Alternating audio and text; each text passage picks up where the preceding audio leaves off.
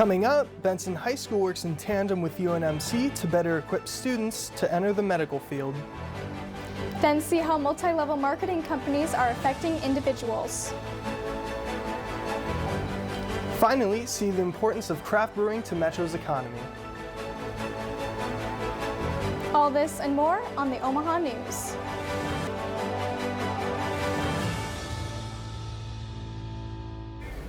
Good afternoon, I'm Zachary Hill. And I'm Faith Siskevich. Students and staff at UNO and UNMC received a public safety announcement warning of potential car break-ins and burglaries January 30th. The UNO Department of Public Safety is concerned that the car break-in could lead to a home invasion. The perpetrator took a garage door opener and may have access to the address via the registration. They believe the break-in in question to be an isolated incident. As of last Wednesday, there have been no further developments. As a community here at the university and at the University of Nebraska Medical Center, we need to help each other. If you see something suspicious, see someone suspicious, it's important that you call us and contact us. Sergeant Barrios says that break-ins are mainly crimes of opportunity. CrimeMapping.com says there have been over 300 thefts from motor vehicles across the Omaha Metro this year. Plans to decentralize COVID patients at Nebraska Medical Center could be yet another mark in hospitals' progression since the pandemic. Reporter Matt Detlefson has more on what the future holds. For the past couple of years, Nebraska Medical Center has had COVID patients in negative pressure rooms to prevent the spread. Chief Operating Officer Michael Ash says they now have an alternative. And then we were able to reconfirm those studies that using portable HEPA air filters, so like high quality, not necessarily something you buy at Walmart, but a very high quality portable air filter serves in a very similar way as that negative pressure room. With plans to start using portable HEPA air filters to decentralize COVID patients throughout the hospital, the care of patients continues to be in the hands of nurses and future medical professionals. While Nebraska medicine prepares for the future, so do its future nurses. 2 or 3 days a week, pretty much all day. And then we do a 12-hour clinical at least once a week, and we have a bunch of other outside clinical experiences that are between 4 and 6 extra hours. ADLs, minimize loss of ADLs. That doesn't count the times we spend studying, which is most of our free time. UNMC student and CNA Abby Kursuba expects constant acclimation to new COVID policies. Taking care of COVID patients and also acclimation to taking care of COVID patients alongside their other patients who might not be COVID positive. And if plans to spread out COVID patients go through, our nurses will be prepared. For the Omaha News, I'm Matt Detlefson. Okay, we need to go back to this board. We're done with drugs. As long as we don't see another dramatic spike in COVID patients, the portable HEPA air filters will be invaluable for healthcare. Omaha Public Schools plan to build a health clinic inside Benson High School. Reporter Josue Garcia covers what organizers hope will be a wellness hub in the local community.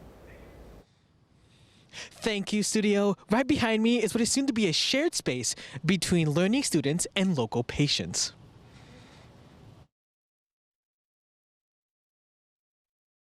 In a partnership with the University of Nebraska Medical Center, Methodist, and Project Harmony, Benson High School will soon break ground on the district's first ever school-based clinic. College and career specialist Angela Johannick says the $6 million facelift will be a shared space between medical professionals and members of the community. We are in a community that doesn't have a lot of access to healthcare, and there are parts of our community who also are not very aware of what their opportunities are. Opportunities that'll push students ahead in career pathways, some going as far ahead as advanced college courses. By the time they're 11th graders, we want them off campus visiting some of those sites and becoming more kind of like a networking space and looking at all the things that they can do in the professional setting and how it relates to their classroom. So students are going to come in more prepared because they've taken medical terminology, which maybe is not until you're a sophomore in college where we can say a 10th and 11th grader has been exposed to that. This project encourages Benson students to give back to the community after they graduate. UNMC student and current CNA Savannah Short says she wishes this opportunity was open to her when she started her career. If I would have known from the start of high school, I think I would have become a CNA that early, because I think the more experience you have, the better. Being able to see the things I'm learning about and apply them while I'm working is pretty cool. The project is expected to be completed by the 2024 fall semester. The clinic will provide a broad scope of health services, but will primarily focus on dental for the public and is expected to grow within the next 10 years. Back to you guys at the studio. After the break, see how one exhibit is honoring Black History Month. Coming up, how debt is affecting students' decisions on their futures.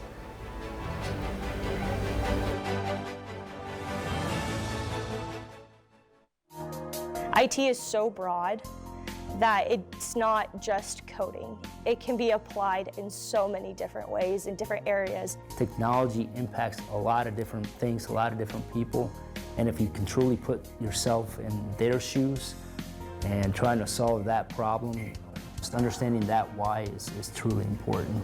UNO is one of those places where you can come and really get involved in whatever you want. I ended up taking a bioinformatics class, and I ended up with a MD PhD. I can do both the research and I can help people. I chose the College of IS&T because it was my dream to become a data manager, and this college fits the best. They're really the best people to be teaching the classes because they know and have worked in the field. There's always a people factor, and getting people that are interested in your development is key to your success.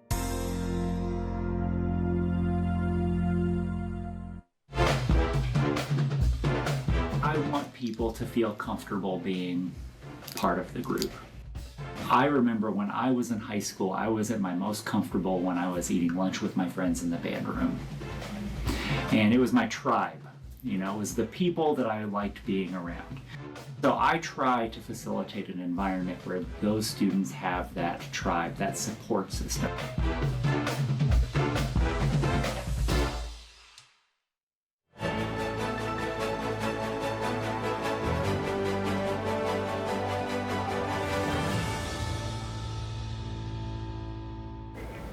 A metro area museum wants to spotlight and honor a historical tribe from Nebraska for Black History Month.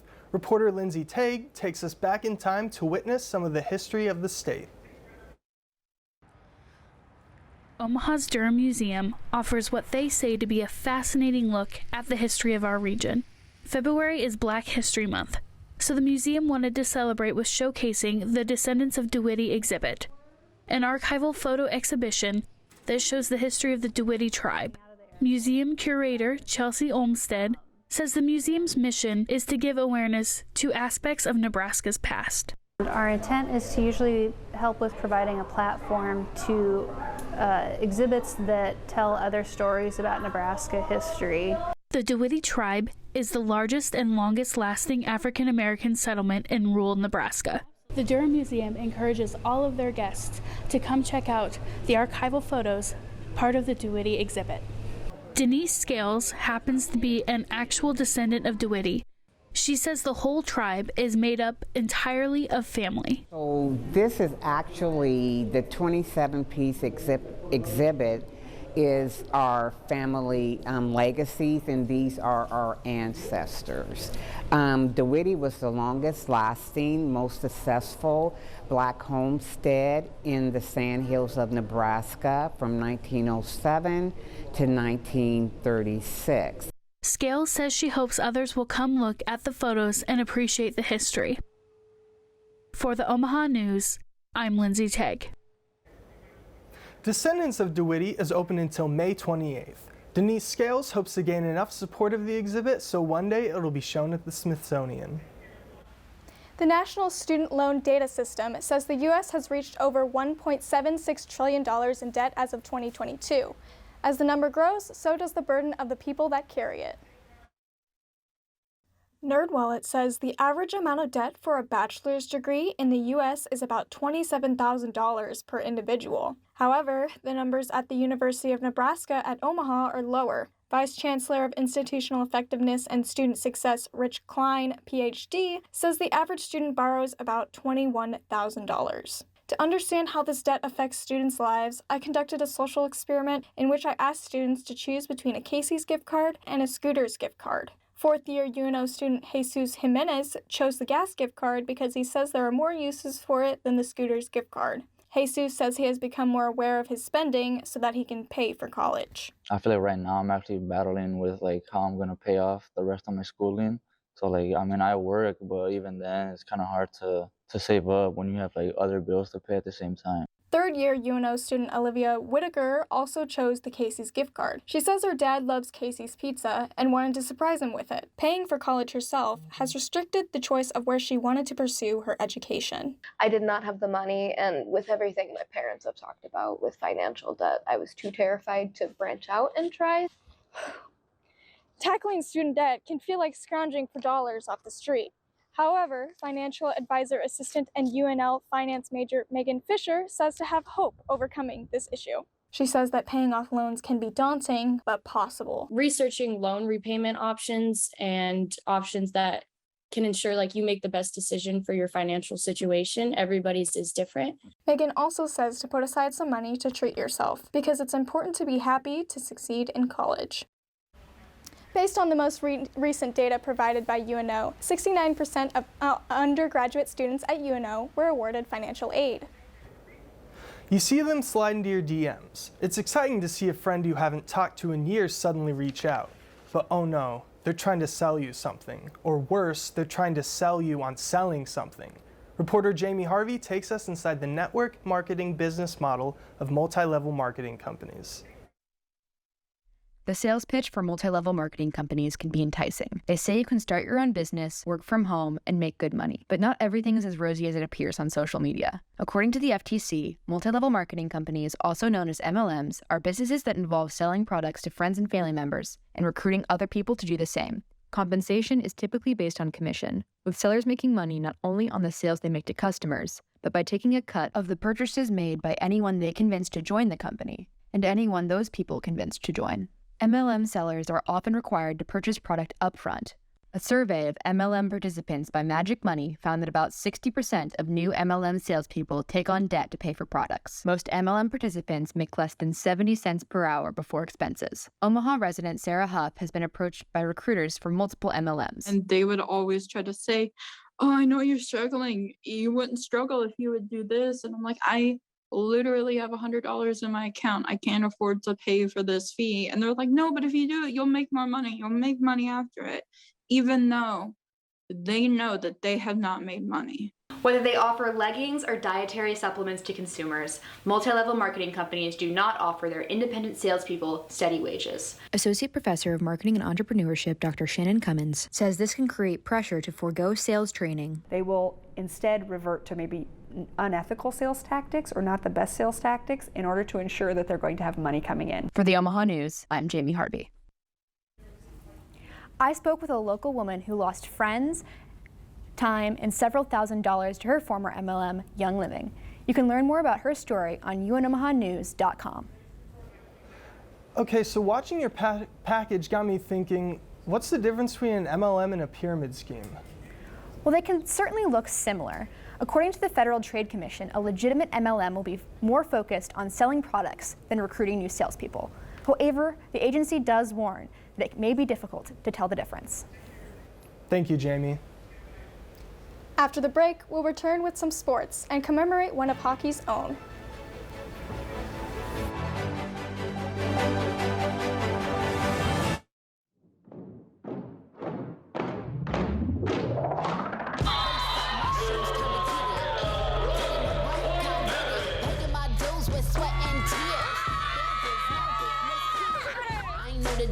I'm a veteran, when my battle scars like a letterman's. I done crawled through the mud full speed, so I wouldn't underestimate me.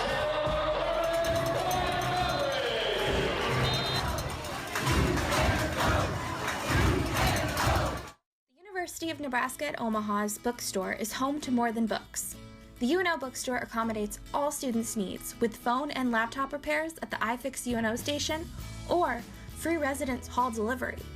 The bookstore, located in the Milevale Student Center, is full of Maverick merchandise. Find sweatshirts for chilly Nebraska days or cozy UNO mugs for every coffee fix. Shop anytime at unobookstore.com.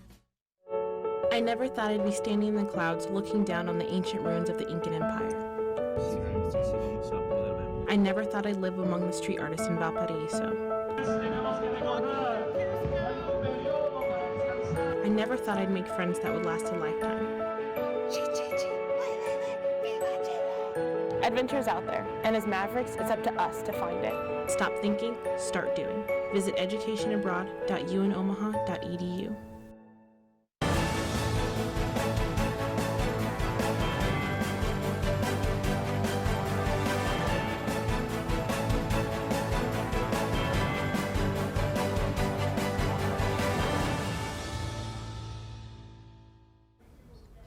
I'm Merritt Elgren, and our team will be with you throughout the spring season with all Omaha athletics news, as well as sports stories from around the Omaha Metro. The men's basketball team at Omaha has a unique roster composition. The Mavericks this season have only one senior on the team. It is no secret that Omaha has one of the younger rosters in the country. According to the Ken Pom rankings, the Mavericks rank 352nd in the country in Division I experience. This season, the roster only features one senior in guard, Kyle Lutke.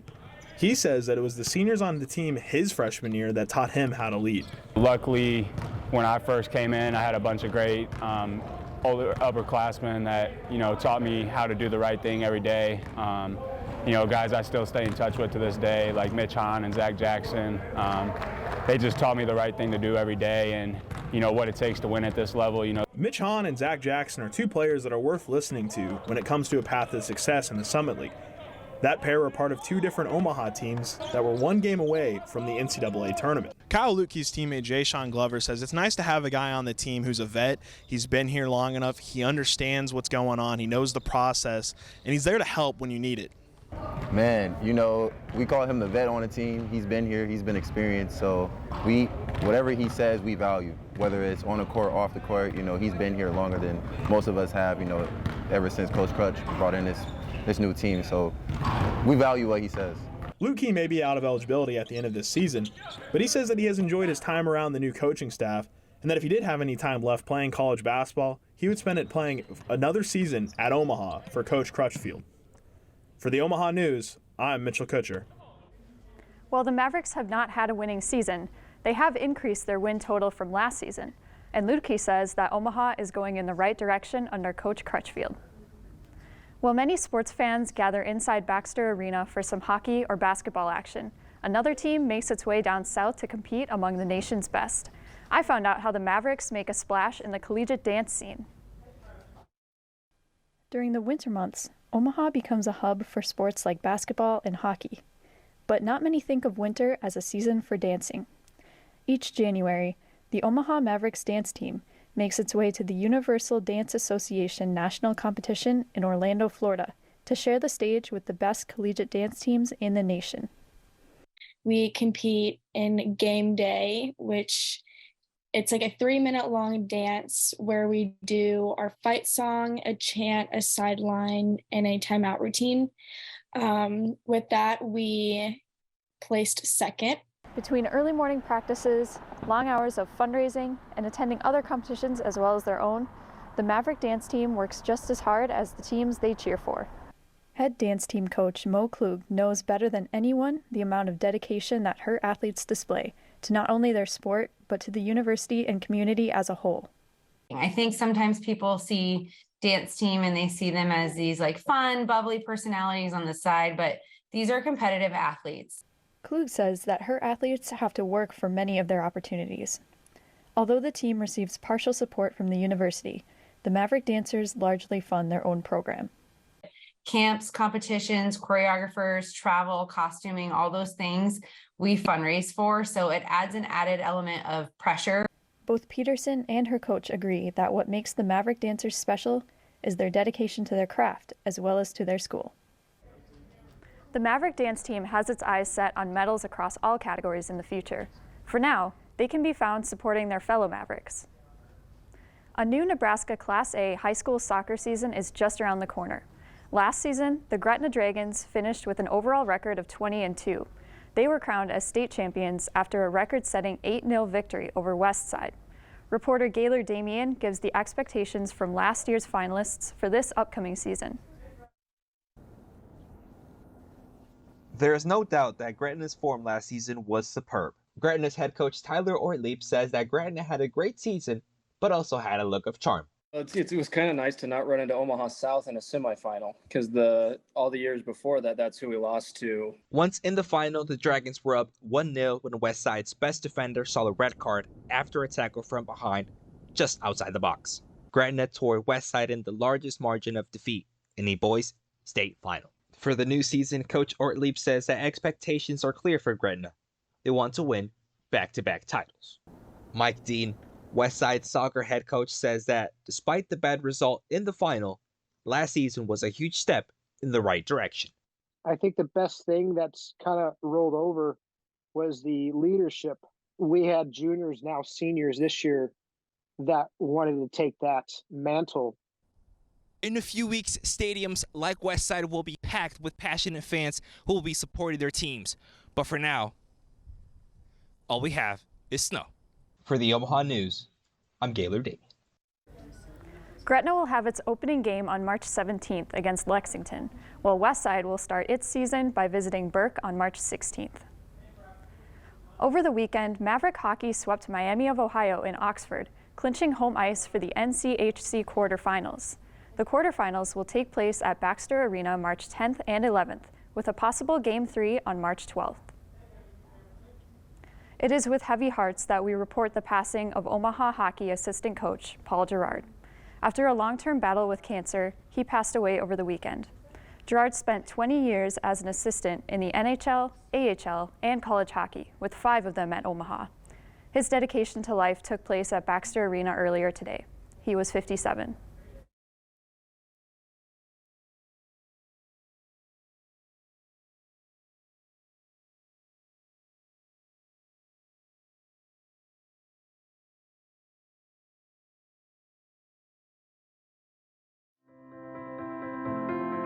The media landscape is vastly different from the past. Conglomeration and consolidation have changed the skill sets required to succeed.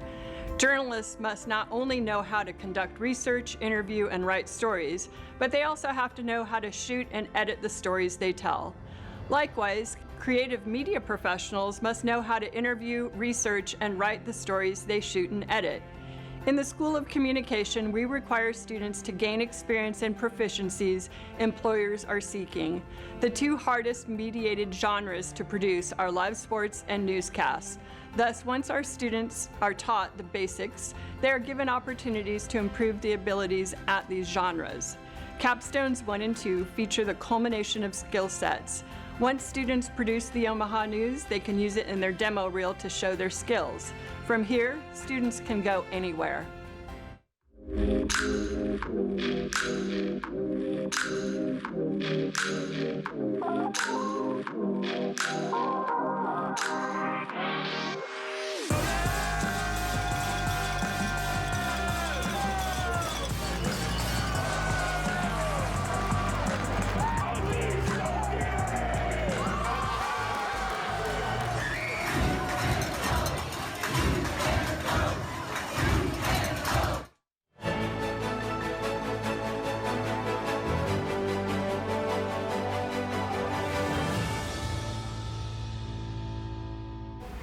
With rising tuition costs and food inflation, college students are left wondering when their next meal will be. According to the Hope Center in fall 2020, they found that 29% of students who attended a 4-year college reported experiencing food insecurity. I have found myself struggling a little bit just to keep up with my tuition bill and my books and my car and gas, and be able to buy groceries for myself, so being able to utilize the pantry has been really helpful. The National Student Campaign Against Hunger and Homelessness supplies a food pantry toolkit providing the resources organizations need to operate successful food pantries on college campuses. According to the latest study in 2021, craft brewers marked a quarter of the U.S. beer market. I take an inside look at Omaha Beer Week and why craft brewing is so important to the Metro. A craft brewery is an independently owned beer brewing establishment that is known for its creativity and innovation in the industry. Nebraska Craft Brewers Guild Director Brianne Schuler says Omaha Beer Week sheds light on this perpetually growing art. But there's great beers being produced by craft producers all over the country, and we want to make sure Nebraskans and Omahans are plugged into the craft brewing scene. The industry brings more to the community than just great brews. It also provides full-time jobs to 4,500 folks across the state and rakes in millions of dollars in revenue. They're bringing in money, they're bringing in jobs, they're attracting people to destinations, and then those folks stay and spend money at other local businesses, restaurants, shops. Craft breweries have a social impact as well. First Street Brewing Company owner Nathan Haft says it's about building communities above making great drinks. Everybody, whether they know it or not, are looking for their cheers. They're looking for that place where they get to be part of a community. And honestly, craft breweries are where it's at. Each brewer puts their own spin on the blends they make. This creates individualistic but unique flavors like jalapeno pineapple and Gimme S'more that they love to share with whoever's inclined to taste. I could give one of the other brewers my exact recipe of one of the beers that I make, and when they brew it, it will be different from how I make it. Hafe says craft brewing is the perfect marriage of art and science that they gain a better knowledge of year after year. Hafe adds that at the end of the day, what matters the most is creating something not only he wants to drink, but others do too. That's all for today. Join us again next week for more news and entertainment in the Heartland. Follow us on Facebook, Instagram, TikTok, and Twitter at UNO The Omaha News, or find our website for even more news and stories at unomahanews.com. From all of us here at UNO Television, thanks for watching.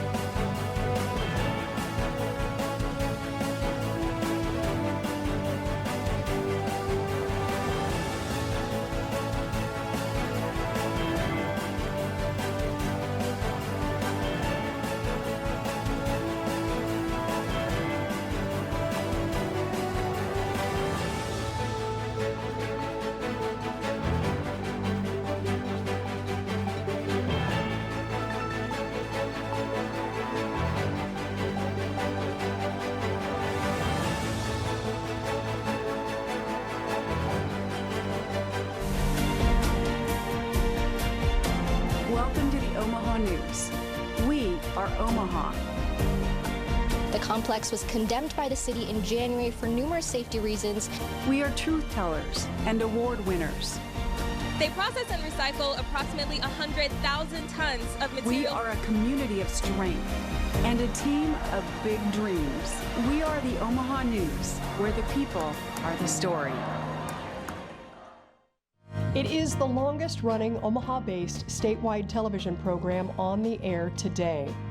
Hi everyone, I'm Kathy Wyatt, producer and host of Consider This. Now in our 25th season, we wish to acknowledge those who have made this educational journey possible.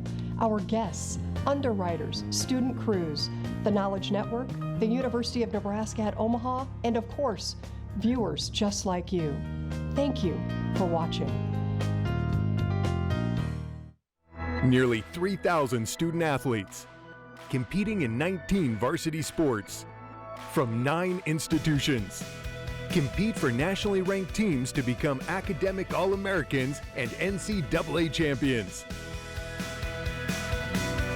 Nearly 100,000 students and more than 800,000 alumni celebrate their schools as they rise to reach the summit. The Summit League, where tomorrow's leaders reach the summit today. There's a unique educational experience right here in Omaha. With access to top-rated programs, in-demand degrees, and a worldwide community of graduates, UNO prepares students for life, wherever it may lead. From Omaha to Italy to Uganda to Japan, Mavericks are working in communities around the globe. So where will a degree from UNO take you? UNO, access to exceptional, access to the world. Learn more at unomaha.edu.